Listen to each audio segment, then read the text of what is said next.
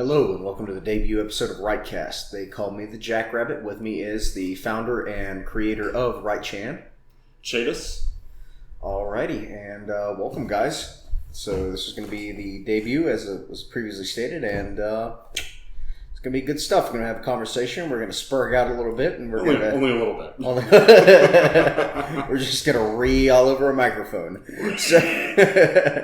So yeah, let's just jump right into it. So, Caedes, what was something you brought up that you were wanting to talk about tonight? Yeah, fucking Syria, man. Fucking Syria. 59. You freaking moron! Missiles. You totally got tomahawked. Tag a friend, right. You totally tomahawked them. So, the announcement that we launched a missile attack on Syria was kind of a shock to me. Yeah, because. During his whole campaign, Donald Trump had been saying the entire time, we're not getting involved in Syria. Right. We're going after Islamic State. Yeah. No regime change. Right.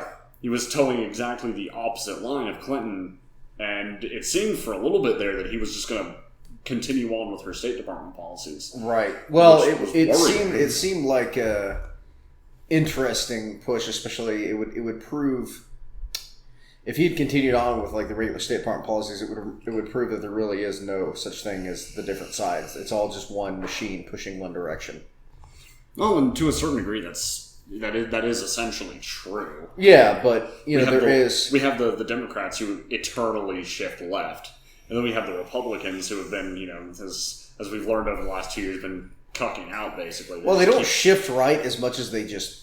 They don't shift right as much as they push right, which is why the alt-right actually became a thing. They kind of shift center. The alt-right was more of a backlash against mainstream conservatives. Well, they're becoming the new GOP, whether the establishment wants to admit that or not. They're becoming the new GOP, and they are the new right wing. And it could be a good thing because because as much as you can say what you will about the left. You need the left because the left is that nagging little sister that's always saying, but what about, but what about, but what about? And you need that. Eagle needs both wings to fly. Yeah. The problem is we have this weird kind of like jack-off arm situation where the left wing has just gotten fucking gigantic. Right. There's no counter. Since the 1960s. Right. There's no counter. Yeah. So we're unbalanced. We're not flying a straight line anymore. Right. It's very much a left pushed agenda. We have a radical left and a centrist right, and it's not working anymore. Yeah, it doesn't work. If you had two centrists as far as a left and a right, it would be a little bit better. It'd be a little bit better, but they would also be far more similar. The line between them would be far more blurred. Yeah. And I think in the end, in a democratic system, or some people are going to spur, we're a republic. Potato. Yeah. They are different, but for the principles of a lot of the laws and legality that's going on in the country today, democracy is it is a democratic system. Yeah, we may technically be a republic or an oligarchy, but a democratic system is what is happening. Yeah. In the in the House and the Senate, and Yeah. So. But the way I see it, the Democrats aren't going to move towards center anytime soon. No, they won't. Well, a lot of it goes into the good old boys club where you have this problem with it ends up being less about political agenda and more about money. It almost seems like the last several decades that you have a lot of people that are just putting money up. It's not about left or right or about. They're all play acting. Yeah. Like the Democrats say something and Republicans pretend to be outraged. Yeah. And then the Republicans put something forth and Democrats pretend to be outraged, and they all go to dinner together, because it's a money thing. Well, and it's funny because, we talk about the alt-right and how it's this surge of grassroots populism. This new frontier in nationalist politics. Mm-hmm. But the left is doing something very similar, and a lot of people don't realize it. The left is going more Marxist, which is interesting. They're becoming more radicalized towards Marxism and seizing the means of distribution and production. Yeah. And production, yeah. It's turning into a very interesting thing. And that's actually... I don't care for that. It's in my perfect world. I don't care for the two, even the alt-right a little bit, because what you get when you get two extremes like that is you get, and what you see is violent outbursts. It's no longer a platform where we can discuss and vote and discuss. It becomes a violent outburst but unfortunately, the left going the way they are is almost forcing the hand of the far right. Yeah, the far right is almost forced to defend its policies at the edge of the sword, because if they didn't, they would be shut out. Yeah. So you can't have a conversation, which is what I would prefer. You have to have a violent outburst. Yeah, and in a perfect world, we would be actually discussing things and getting things done. Right. But I forget. I feel kind of stupid now because I can't remember who exactly said it. But one of the founding fathers actually said that it would be best if we had a revolution every 20 years or so, just to kind of renew things. I think violence is a natural and inherent part of the political cycle. Violence is the problem. The problem here is, though, I think that it's we're getting more directionless violence. It's undirected. Violence is not good or bad. Violence has no morality. Violence is a active nature, like fire. It's a very Jack Donovan thing of you to say. Yeah. Well, I've just been listening to Jack Donovan's podcast recently, so. But it is a true fact. Violence in and of itself is a force. It's not it has no moral compass. Violence is it's an act of nature. A fire, like Jack Donovan said, it can either warm you or burn your whole family alive. Yeah. That's very true. It all depends on who is using the violence and to what end. And a lot of the problem you run into is nobody thinks they're wrong. So you have the far left and the far right who both believe that they're very, very justified in promoting this violence. The left has this idea that they're promoting, this noble virtue, and it's weird. It almost strikes me as they're LARPing at being revolutionaries. And to a certain degree, they are. It was interesting. They did a study on far left political activism in Germany, for instance, and found that something over 70% of far left political activists in Germany still live with their parents and don't have full-time jobs. Well, this is a hobby they do in lieu of getting actual lives a lot of the time. Well, that, and even because that tends to be a bit, it seems to be a little bit of a character attack. But even so, even if that isn't the case, you run into a lot of people that they don't actually believe that if this happens, if there is a violent revolution either direction, it's going to be carried out by people who don't think that they're actually doing anything. It's going to be almost an ironic revolution. That's what I see, and it's very strange to me because these people are getting out in the streets and they're fighting and they're throwing Molotovs, and they're doing this, but they don't think they're actually, pushing for. They think of it as activism. They don't think about it in terms of the traditional idea of the revolutionary struggle. Right, exactly. They're going to be. They think they're being activists, and it's very strange. It's the strangest civil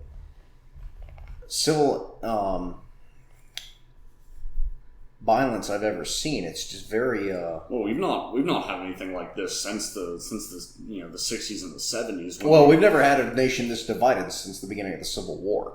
This is also very true. This would have been the mid 1800s, I believe that happened. That was the last time the nation was this divided. Yeah, the Civil War was the 1860s. The first half of the 1860s. Yeah, so which is an interesting thing to say, and it's. I don't know where the end is. That's the one thing that is interesting. And well, we're entering this new era, I think, of this kind of passive aggressive keyboard. Almost, I'm going to call it 4chan politics. Yeah, it is, and that's the thing. The internet has changed the world. You don't have to stand on a soapbox anymore and put your name out there. We call it a meme war for a reason. Right. We're throwing ideas. And a lot of people aren't really thinking about the consequences of the ideas they're throwing out. No, and also you have a keyboard. So you have a keyboard and a screen separating you from a real, live, living, breathing, bleeding human being on the other side. Yeah, and it's a well-known fact. When you can't see the person you're debating, you will naturally dehumanize them. Mm-hmm. And so you have groups like Antifa coming into starting protests and riots against people they've already dehumanized on the internet. And not only that, you have it works both ways because Antifa also has this. They wear uniforms, they cover their faces, which also helps dehumanize them. So the right Because I've never heard, and this is an interesting point of view, I've never heard someone from the right say that was involved in, like, most recently, this just happened today or yesterday, the Berkeley riots. Yeah, the Battle of Berkeley. The Battle of Berkeley. Like, I didn't hear a single person say, I punched a person or I punched a human. Yeah. I punched an Antifa member. Yeah. Which is not incorrect, but it also shows where the mindset's at because of the uniforms and the covering the faces and stuff. You're not fighting people, you're fighting an ideology. Yeah. In the form of a human, which is a very strange... I'm not saying it's good or bad, it's just very odd. It really is. I think this might be a good place for us to kind of maybe describe where each of us stands politically a little bit, just kind of give our listeners at home a little bit of background where we're coming from. Okay, yeah, that's not a bad idea either. You go ahead and start. Okay, yeah. So, as far as my political standpoints, and religious too. That might actually religious. Add to it. That's actually a pretty good idea. I'm involved with that. I am a practicing Roman Catholic. I am also an unabashed ethno-nationalist, little on the fascist side. Did a lot of reading of Mussolini, Oswald Mosley, Cornelio Codriano. So, a lot of those kind of more far right viewpoints. But I also come from a predominantly libertarian and anarcho-capitalist background. There's a good bit of disillusionment after Ron Paul lost that election. Yeah, well, that'll happen. Yeah, Ron Paul's a good guy. I like him. He's a good dude. I still like Ron Paul. He's good peeps. We should have had him instead of Gary Johnson. That's the thing. If Gary Johnson had not run and Ron Paul had run, we might have actually had a real shot at the Libertarian Party actually doing something in the world. As far as like becoming like if Ron Paul had run this election, I would have voted for him. I would not have voted for Donald Trump. Yeah. And because I like Ron Paul's idea better. Like at this point, this election wasn't anybody voting for someone. It was voting against someone. People that voted for Hillary Clinton voted against Donald Trump. People that voted for Donald Trump voted against Hillary Clinton. That's very true. And I'm no different. I didn't vote for anyone. I voted against Hillary Clinton because that woman scared the shit out of me. And I'll to be perfectly honest, I liked a lot of Donald Trump's campaign platform. Mm-hmm. It was very much in the vein of that old school blood and soil nationalism. Mm-hmm. But I voted more for. If Ron Paul had been running on the Libertarian ticket this time, I think that you would have seen a massive outbreak for the Libertarian Party that you have not seen before or since. There's no doubt in my mind he could have won. Yeah, I think it's very possible that Ron Paul could have won that ticket. It's just a shame he didn't run, but it is what it is. This is what has happened. So you gave a little bit of your background. I give a little bit of mine. I don't tend to be as fashy as you are. You tend to be much further right than I am. I'm a practicing heathen and follow paganism, the old gods, the old Nordic gods. And my belief systems, again, were very libertarian up to a few years ago, where I really started looking into things, and I realized that libertarianism as a belief system, I'm afraid won't work. Not because the people wouldn't do it. The people would be all about libertarianism. It's the government system that's in place right now. We would never allow a true libertarian system to exist. And short of armed conflict, you're never going to get it. And, it's a little silly to discuss armed conflict now when you're talking about a group of people that have, tanks, planes, and, giant bombs. This isn't the 1700s. Well, it's like Jack Donovan actually talks a lot about this, kind of undermining the empire of nothing, kind of carving out your own little niche and slowly kind of receding away from. Well, and that's the only way you can do it. You cannot beat the current system of government. The technology is too high. Can't beat them drones, man. Well, the technology is too high. The people involved are too powerful, and it's just you can't undermine it. So you have two options when you can't undermine it. You can either work within the system you're given, or you can retreat into your own little, secular secular is not the right word. You can treat your own little group. For instance, key like saying. And what I mean by that is like saying you get a group of people together that you really like. Like again, you're Roman Catholic. I tend to be heathen. So we both get groups and we go off in the woods. And we start like groups. You're paying taxes. Yeah. You're still paying your taxes and stuff, but for the most part, you just want to be left the fuck alone. Yeah. That's a lot of what I'm referring to when they talk about receding. It's not necessarily any kind of. It's not even really an undermining of a system. It's just we want as little to do with the system as possible. Yeah. We'll pay our taxes. We'll be good little boys and girls. Just leave us fuck alone. Yeah. That's strangely enough, a lot of people misunderstand, what the point of fascism is really. It's not so much, wanting to assert your dominance over everybody else. And especially on the ethno-nationalist side, it's very much the idea of kind of seizing back your powers of self-determination from this kind of massive globalist power structure we're building now. You see it with like the European Union. You see it with a lot of the open the Open Societies Foundation, George Soros, and all that. International. Don't even get me started on international finance. Yeah. Well, the financiers, that was the death knell, because there's two things that really matter in the world we live in today, and that's money and power. And if you have all the money you could ever possibly want, power is what's left, and then you have to start making moves to try to get more power. And it's a game. That's really all it is. It's a game. If I have all the money I could ever want, and that's just true. If I had all the money I could ever want, what's left to take? Power. How can I improve my influence? Now you take that and blow it up to a global scale. Somebody that, like you're talking about the Rothschilds, perfect example, the ones that pretty much run the banking industry. The family is worth $6 trillion. That money doesn't even exist. There is no such thing as $6 trillion. It's all digital now. It's digital. There's no such thing. If you lined all the paper in the world, it wouldn't equal that.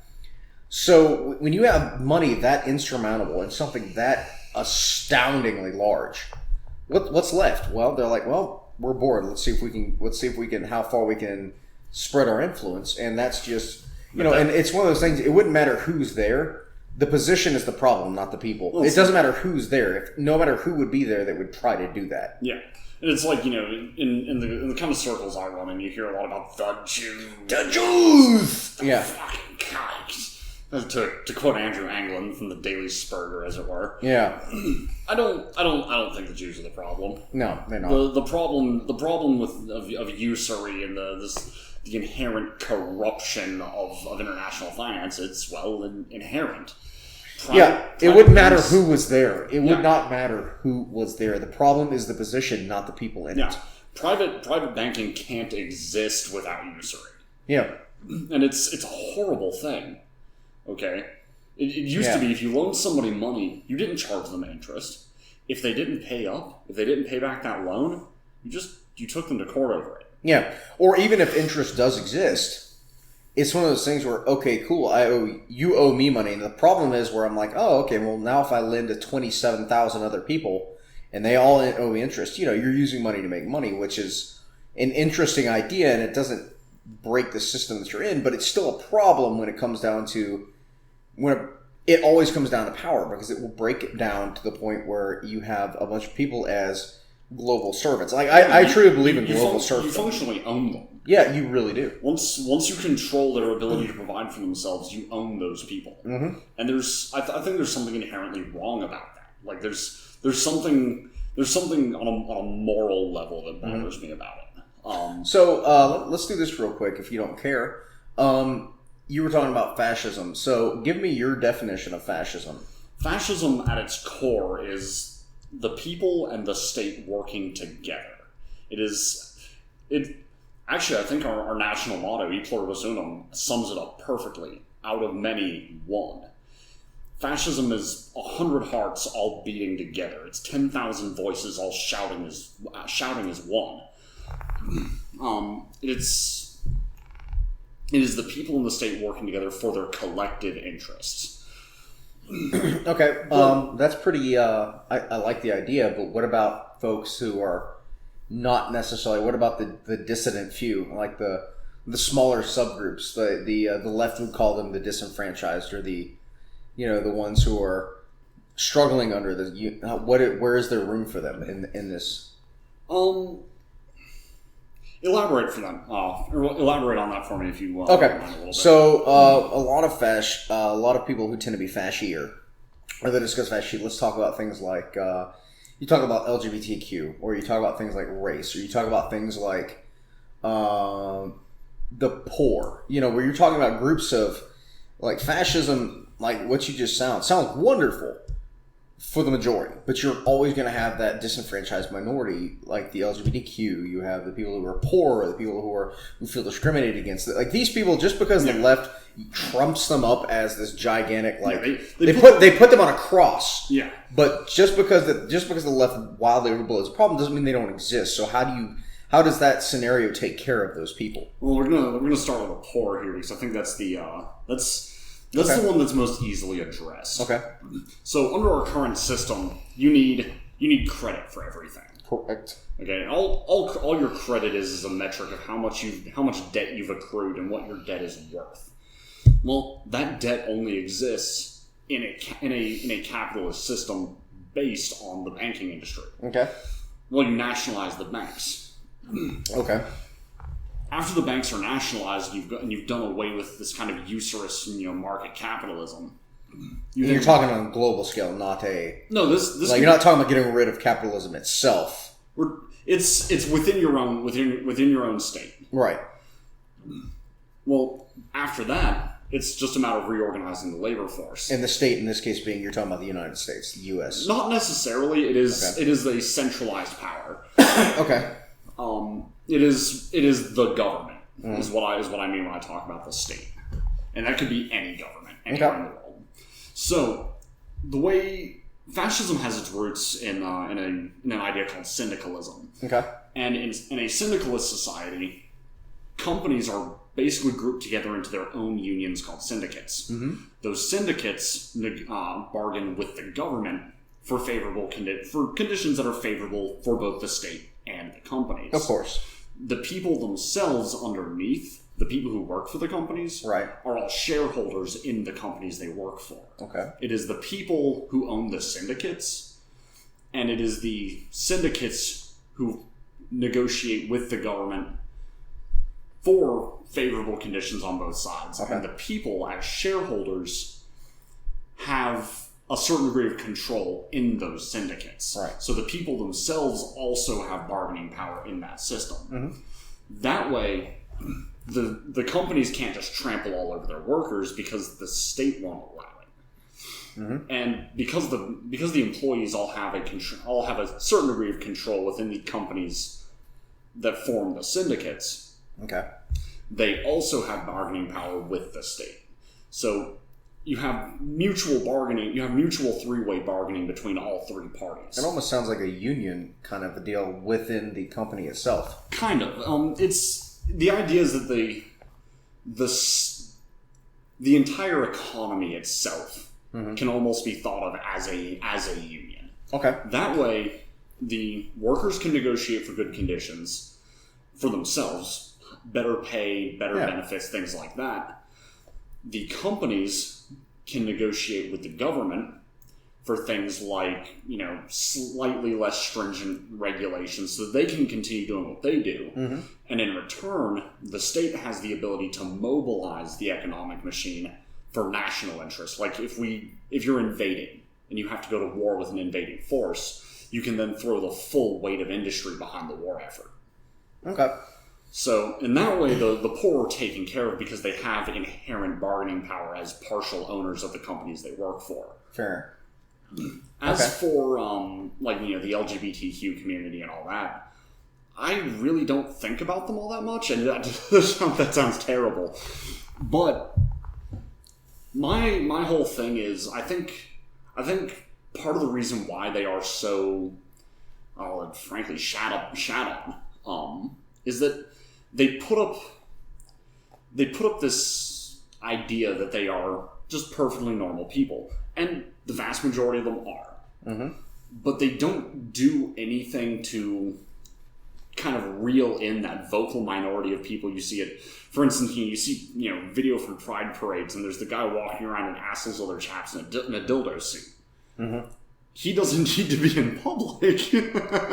Right. It's very hard to take people seriously when they don't kind of rein in the more base impulses of their own fringe. That being said, though, I personally don't care what people do in their bedroom, right? As long as they're not doing it on the street. I'm going to play devil's advocate here real quick. So, what about our fringe? What about our neo-Nazis and our KKK? We could very easily say that we're not doing anything about them either. However, we still wish to be taken seriously. So, it almost seems a bit hypocritical saying you need to control your fringe while our fringe is out here. And that is a very good point. You know, I do everything in my power to disassociate myself from the National Socialists and the Ku Klux Klan and all that, because, well, frankly, most National Socialists are larpers. Let's be honest about this. Yeah. They want to walk around in their Stahlhelms and slap gold stars on everybody they don't like, and that's stupid. I agree. You can't expect to be taken seriously as a movement when you're cartoon Nazis. Well, what I'm getting at is more of the whole, I guess it's easy to say control your people, but we're not too good at that either. Yeah, and it's kind of an inherent problem in any group of people you get. Right, you're going to have the fringe. Yeah. You're basically going to have the fringe assholes. Yeah. That are going to do what they want to do. I've had ideas within the state, because one of the big things is America has a lot of, and I'm using the U.S. because we were both citizens in the U.S., America has a lot of ideologies. One of the biggest ideologies is separating church and state, which is something that a lot of, mostly Protestants, will fight and cuss and scream and rant and rave about, saying, oh, we're a Christian nation. Well, no, we're not. We're supposed to have a separation of church and state. The idea is that a lot of people in the U.S. are Christian, but that doesn't make the state a theocracy. I think that's a kind of an oversimplification and maybe a little bit of a misunderstanding of what separation of church and state is and what it is for. The purpose of the separation of church and state isn't to keep religion out of politics, but to keep politics out of religion. Right. You can't stop somebody from believing the way they want. Because a lot of our early settlers came over here not to escape strict religion, but to set up societies in which they could live according to their right. What I'm getting at, what I was getting to with that was not necessarily the idea that we have to keep. What I was getting at with that is a lot of, for instance, let's take marriage as a construct we have right now. Yeah. Right now, there was a big kerfuffle about people who are homosexual wanting to get married. So that marriage is a religious institution. That being said, I don't see a reason why marriage needs to exist in the state. The state shouldn't have to worry about that. I actually agree with that. I don't think there should I be think a lot of the marriage. solution to that, specifically that problem, would be get rid of marriage as a state institution, create civil unions, which would create for political purposes, or for financial purposes. If you want to get a civil union with someone, that's fine and dandy. You can get a civil union with whoever the fuck you want. Beyond that, if you want to get married, because it is a religious institution, you then go to a preacher or priest or whomever, and that is on them, whether they want to marry you and your significant other or not, whomever they may be. Yeah, I don't believe in the idea that somebody can't do something. Yeah. When I discussed about the separation of church and state specifically, and especially as it concerns the LGBTQ community, I talk about things like these preachers are getting up on the street and ranting and raving and foaming at the mouth because two men shouldn't get married, and they want to create that. That's where the real problems, I think, show up. And I'm not talking about make-believe issues like, you looked at me wrong, and now I'm triggered and have to write on Tumblr for 7 hours about this. I'm talking about real things that have happened. Yeah, and I can agree with that. I actually don't think that marriage should be a legal institution. I think it should be a religious institution. Right. Or if you happen to be non-religious, go to a lawyer, have a contract written up. Mm-hmm. Because I'm a little on the softer side of my particular political stream. I don't think it's the state's business what goes on in somebody's bedroom, No. provided it involves consenting adults. And right now we have this big issue. You have 7-year-old kids who think they're gay because they're not attracted to the opposite sex yet. Yeah. They're not biologically supposed to be. Yeah. Like, it's chemically impossible. Right. Well, you have that, and we have my issue with just how public and out and open the LGBTQ community is it's so open, it saturates a lot of our media. And it confuses people who are too young or too innocent, if I can use that word there, to really understand what's going on. Right. Well, my issue there is I think if there has to be a balancing act. There has to be a balancing act between that. So when I talk about the marriage and stuff like that, what I'm referring to is if you take away the real issues that you run into, because you have these real issues of, these social inequalities, we'll say. Like, these are real things that exist. This really happens. But when you fix those problems and you get rid of those problems, you get rid of the dumbass arguments. The arguments where, we're still not equal. Why? What do you not have? Yeah. That's what I'm saying. If you fix the real inequalities, you get rid of the mealy mouths, because then when they say, we don't have this type of equality, we're like, dude, shut the fuck up. You absolutely do. Well, it's like the whole pay gap thing. Women only make 77 cents on the dollar. Legally, that's not true. It's also illegal. Like, if that's happening, you call the legally police. cannot pay somebody. You cannot pay somebody different based on their biological sex. Like, it doesn't work that way. Yeah. Now, I'm not saying that there aren't cases where it occurs, because there are shitheads everywhere. Well, interesting point to that. A lot of that has to do with this idea that I don't know why it exists, but it definitely. Well, I know how it started. It started because job creators started this weird idea that you're not supposed to talk about money. You're not supposed to talk about how much you make. They closet it. They're like, you're going to make this much an hour, but don't tell anybody, okay? Yeah. Because the thing is, if everybody knows what everybody makes, those are real easy to spot. Yeah. So if you have someone that's like, hey, why am I getting paid 12, but she's only getting paid 7, or he's only getting paid 5, or he's only getting paid not, Yeah, we actually have a policy like that actually at my job. Yeah, where you're like, don't tell to talk about how much you make. So that's illegal. You can't tell somebody that you can't talk about how much you make. Yeah. Also, but it's a cultural thing. It's not. You don't have to make it illegal as long as it's culturally. As long as it's culturally acceptable to kind of silence it and not say it. And that's a big issue. So really, if you want to talk about wage gaps of any type with anybody, you need to start talking to the employees, not the employers, because the employees are the ones that are perpetuating this. Well, it's interesting. Actually, there have been a ton of studies done on the idea that there's some kind of wage gap. Right. And they've discovered there's one particular study. A YouTuber by the name of Teal Deer actually did a really good video on this. If there is legitimately a wage gap, it's realistically only about 7%. Okay.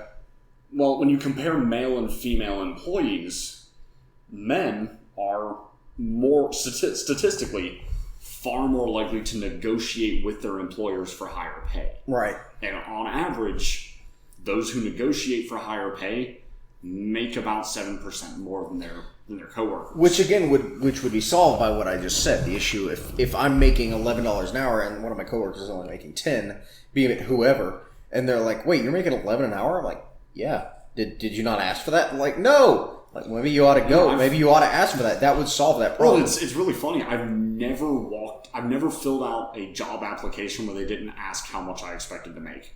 Sure. Like from the most piss poor restaurant job all the way up, I've never filled out an application where they didn't ask what I wanted. And I think people are afraid to say higher numbers. Like, they are. They absolutely are. I've had that happen. Like, I'm afraid of it. Well, it's like, I made $10 an hour at a similar job 2 years ago. If I say I want 12, 14 now, they're not going to hire me. Right. No, they'll still call you in and they'll talk to you about it. Yeah, in some cases, and if the company owner or the hirer, the whatever you want to call it, the recruiter or the marketing guy or whatever, if they don't want to hire you based on that, that's not a company you want to work for anyway. I think we're getting down a little bit of a rabbit hole. We somehow got from LGBTQ to well, I mean, it all ties in because what I was getting at is the idea that getting back up to that, if you wanted to break the idea of inequality, there are real inequalities that have existed, and once you fix the ones that really exist that are for real, and if you fix the real inequalities, then the dumb shit won't be listened to or taken. Because the problem I see a lot of times is there are some real inequalities, so it gives these individuals, and it's, well, not even groups, they're not individuals, they're groups, these lobbying groups, it gives them a platform. So they can say all sorts of crazy dumb shit based on a few things that are real, and it gives them legitimacy.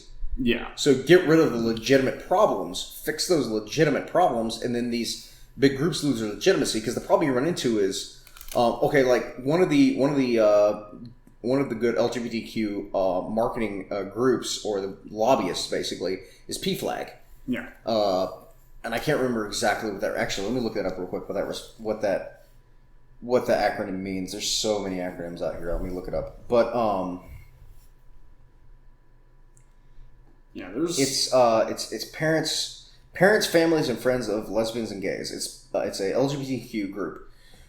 So groups like that, they have employees. Yeah. PFLAG has employees. These other groups, and I didn't look this up specifically. I assume they do, so I might be talking out of my ass a little bit here. But even if they don't, other groups do. Yeah. These groups have employees, and if they get what they want, they're not just going to go away because they still have to pay their secretaries. They still have to pay. Well, it's actually there's so they're going to keep lobbying, and they're going to keep moving, and they're going to move to other things that are more and more and more outlandish. Not because they necessarily even want it.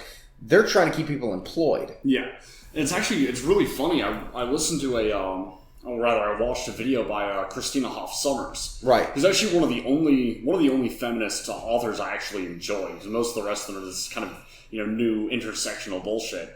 And way back, she was invited to a conference of different feminist groups, and they were trying to figure out how to keep the movement relevant. Yeah, because women had functionally achieved legal equality. They had legal parity with men, and so they brought all these feminists together and they split them up into groups. Like there was one group and they were anarcho-feminists. Mm-hmm. Yeah, there were the disabled feminists, the disabled queer feminists, mm-hmm. and it turned into this. The whole conference ended up splitting into like groups of like 2 and 3. And what they were doing is and this is where this whole idea of intersectionality came from. Mm-hmm. The idea that your race, your religion, socioeconomic class, gender identity, sexual preferences, all these things kind of tie in together to form some giant matrix of oppression. Mm-hmm. And they ended up coming up with this idea that every individual classification of person is somehow oppressed, whether they realize it or not. And oppression is somehow cumulative. Mm. And so they've turned this idea of victimhood into almost a type of social currency. Well, it all comes down to money. Like if you follow anything far enough, if you follow it up the rabbit trail, it will eventually lead to money. I mean, the research, the big air quotes here, researchers who do this kind of work, they need grant money to do this.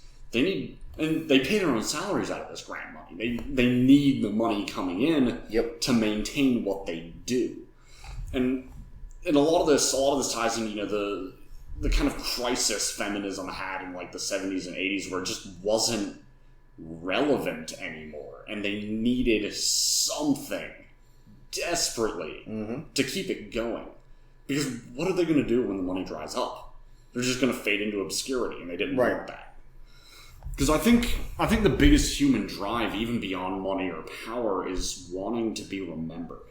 It's the idea. You want every single human being wants to leave some kind of mark on the world, and I think they think that's their way of doing it. Like as far as like how I personally in my dream society would treat LGBTQ people, like I don't care what you do in your bedroom, just keep it in your bedroom. Don't expose kids to it, and don't hypersaturate the media, and if you want to be treated like normal people, act like normal people. That's all I ask. Just be respectful of the people around you, really. And I think the vast majority of LGBTQ people do that very well. It's just this kind of lunatic fringe that I really take issue with.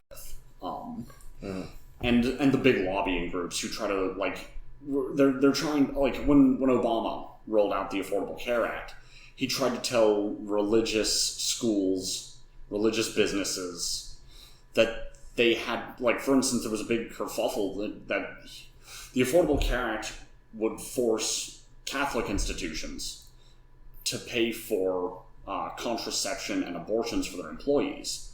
Well, we don't believe in that. Like, it's absolutely not allowed. Like, abortions and contraception are just, they're not permitted.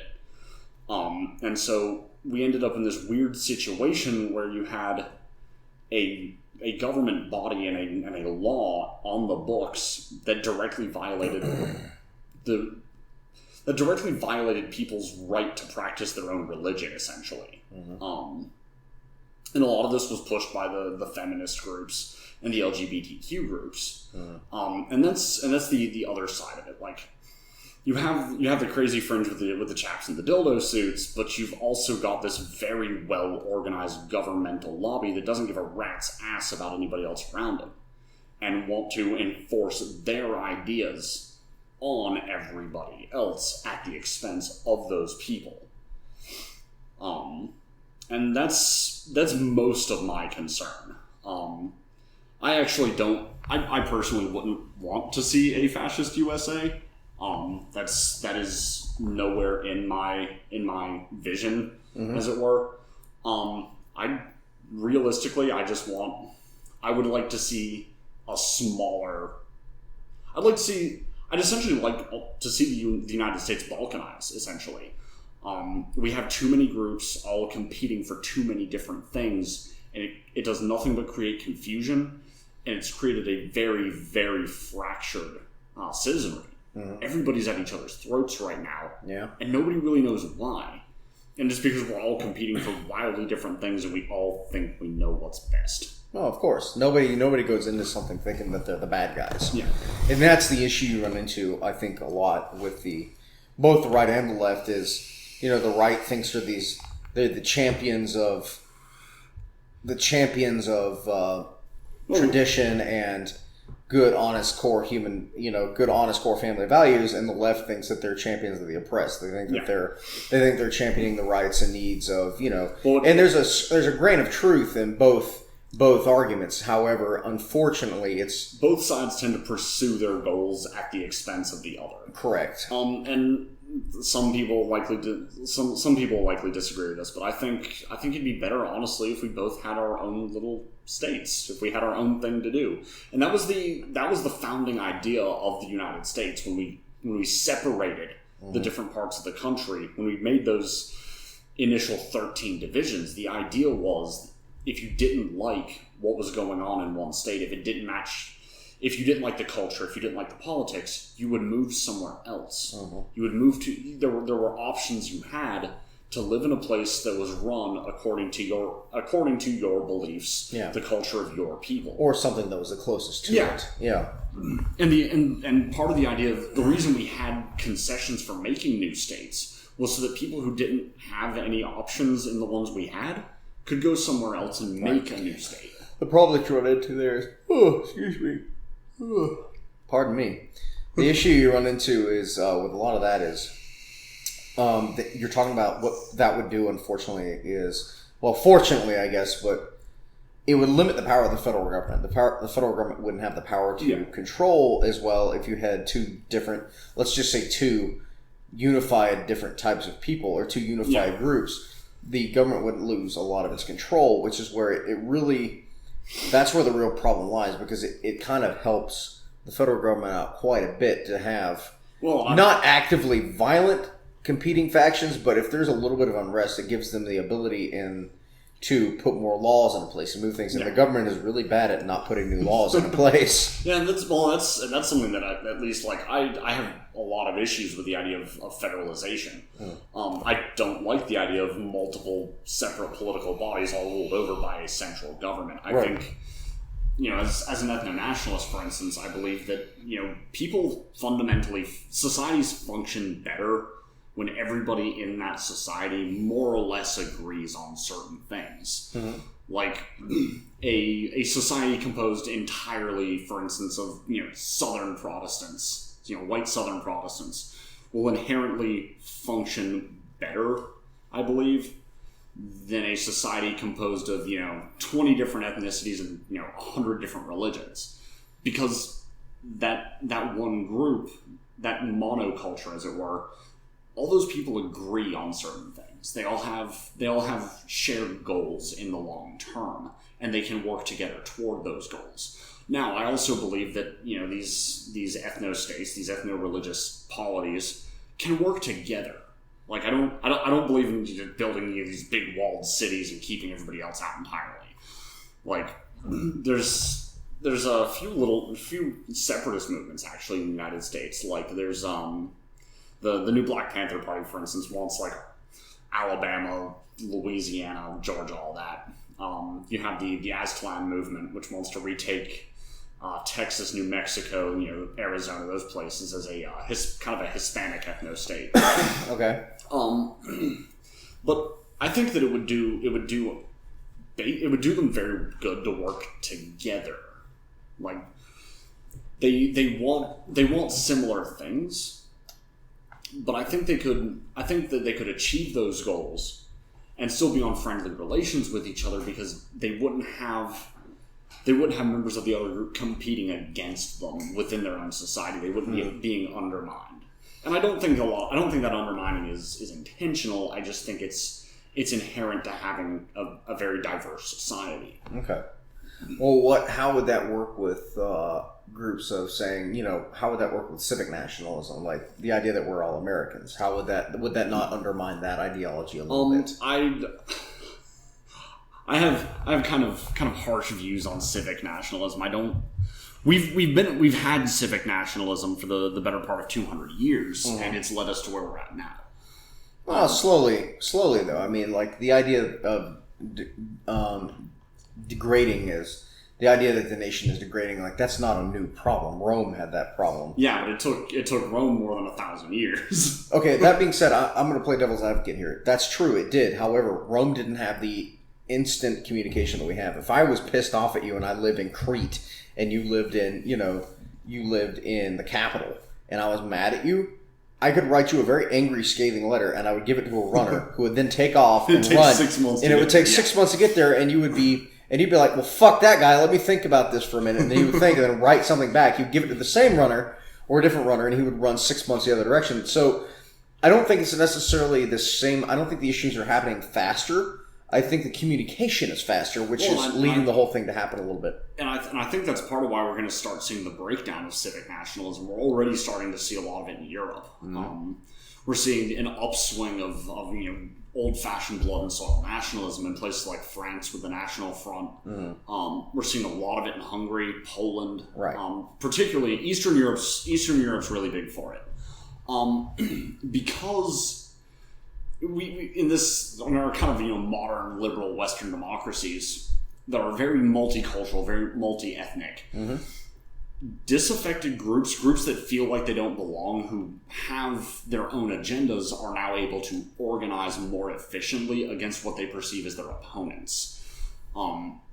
It's part of why we're seeing these rapid fire kind of protests and riots pop up now. Like a good example of this, Ferguson. When I forget his name. Was that Freddie Gray or was that? No, Freddie Gray was in New York. It was the kid who was shot allegedly. I'm going to say allegedly because I don't know all the facts of the case. Trying to take a gun away from a police officer after allegedly robbing a store. This was the thing that kicked off the. This was the thing, in addition to the Trayvon Martin case, that really kicked off the whole Black Lives Matter movement. Oh, you're talking about Michael Brown. Michael Brown, that's his name. Yes. Yeah. Well, in a society without rapid communication, it would have taken years to see these Black Lives Matter protests pop up the way they have. But after Mike Brown, you see it city after city, rapid fire, matters of weeks. Because this one group, and if you go on the Black Lives Matter site, you actually read their manifesto. It is very new left kind of queer Marxist, Afrocentric kind of ideology. Interestingly enough, largely derived from, I forget her name, something Shakur, but she killed a cop in the 60s or 70s and fled to Cuba. She's actually been harbored by the Cuban government for several decades now. Oh wow. But it's this very kind of radical, extreme left. Like these guys make Antifa look like moderates. But because of our ability to communicate almost instantaneously, they've been able to organize very, very quickly.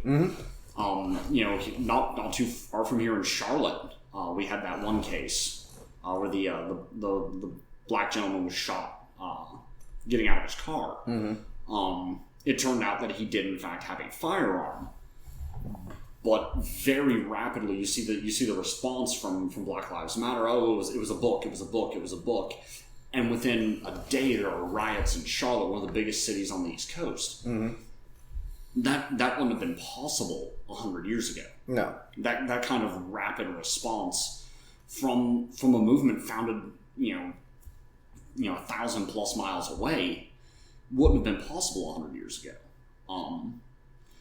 And it's, I think, because every new political movement, every fringe group, every ideological bloc nowadays can organize rapidly and form their own echo chambers on the internet, through mailing lists. Yeah, the idea that you can create a Facebook group and then boot people out that don't agree with you. They don't toe the party line. The civic nationalism only works long term if people can put aside their differences, and we're seeing a very rapid rise in this kind of echo chamber mentality where people despise other people's differences. Like it's almost the polar opposite, and a lot of people are going to be shocked by this of what I want. I want people to be able to celebrate their differences as unique groups of people. I believe that every group of people has its own culture, has its own traditions, and they should be proud as hell of those things. Like if you're black, be proud of that. Own it. Okay, but don't try to stop me from my family. We recently got some DNA tests back. My family is overwhelmingly Northern European. We are incredibly Scandinavian. Okay. If you're black and you love that, own it. Fucking fight every day to stay black as hell. But don't try to stop me from being white as hell. Right. Okay. If you respect me, I will respect you. I don't care what race you are.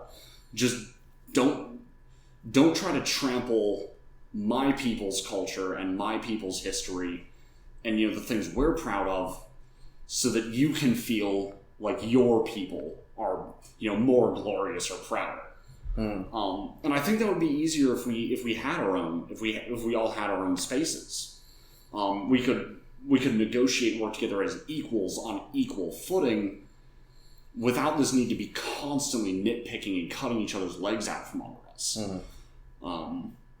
I wholeheartedly support any separatist movement, honestly. Like if the Black Panthers want to take the Deep South and turn it into New Africa, you know what? If you can do it, do it. If you can, if you believe you can do it and you want to make a better way for your people, do it. I support you in that. But keep in mind that if you try to take from my people in that process, I will fight you every step of the way. Because at the end of the day, I don't believe that any race is better or worse than any other. I just think we're different. Okay. And that's. I think as long as we respect those differences and when we relate to each other as people proud of who we are, then I think we'll get further than if we're constantly picking at each other and trying to sabotage what the other is doing. So do you see any way of this being a reality? Getting from the world of what I would like and what you would like and what you feel like would be ideal. Do you think there's any realistic way of making something like this happen in a real world setting in the world we live in today, where people stop killing each other, they stop fighting people, and if there is, I guess, is there a way to stop Antifa and far right people from fighting? Is there a way to stop groups of different in groups, whether it be ethnic or political or economic, what have you? Is there a way to get these people to stop fighting right now? Not soon. Not right now, no. Because right now we've all got our heads too far up our own asses to do it, realistically. But I think if we could just stop screaming long enough to sit down and really talk to each other. Like there's a Facebook group, it's Jewish Antifa. Mm-hmm. I really want to sit down with the admins of this group, get a Skype chat going, and just talk to these guys. Oh, because that would be interesting. Why don't you reach out to them? I've been thinking about it. Antifa, for those of you at home who don't know, Antifa is a loose confederation, mostly of anarcho-communists. Mm-hmm. They want a classless, stateless society. How that would work, I don't know. I'm not exactly a Marx scholar. I know a little bit. I read the manifesto once or twice, but but at least on my end of things, fascism is fundamentally anti-capitalistic. We believe in free enterprise and private property, but we also don't believe in keeping people slaves to corporate interests, because a people who can't control how and what they produce cannot be free. And if you're dependent on corporate interest for everything, then you can't make those decisions. Like right now we have the Monsanto and the FDA colluding together to tell us you can't drink raw milk. Mm-hmm. We've been drinking raw milk for 10,000 years and it's not killed us yet. You're all right. Yeah. But short term, no, I don't think it's feasible short term. Mm-hmm. This is actually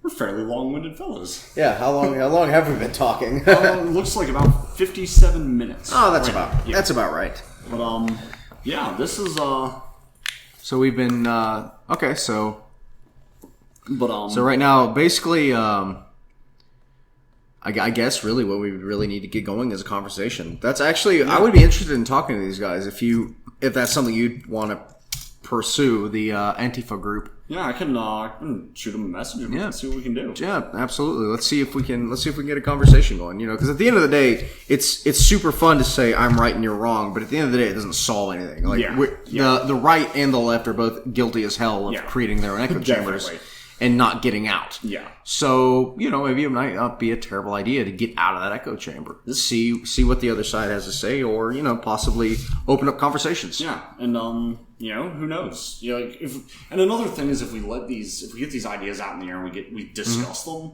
and we let people outside of our movements hear it, people can decide for themselves what they like and what they don't like. True. And in that way, dialogue can be, kind of a mutualistic propaganda machine for honestly both sides, which could be either good or bad. But never know until you try it. Hopefully, it won't turn into a screaming fit. Hopefully not. All right, I try not to scream too much. Right. Well, I think that's a pretty good spot to cut it. What do you think? Yeah. All right, guys. We appreciate you tuning in for our first episode. We know that was a little bit rambling, but that's kind of how we do. So that is how we do. We'll definitely have to touch back on some of this next time. And yeah, absolutely. Yeah. So this has been RightCast, because the left one's broken. I am the Jackrabbit. With me is the founder and primary writer of RightChan, Caedes. Check us out at www.rightchan.org. Yep. Otherwise, you guys have a fantastic evening, and we hope to see you next week. Is us signing off. All right.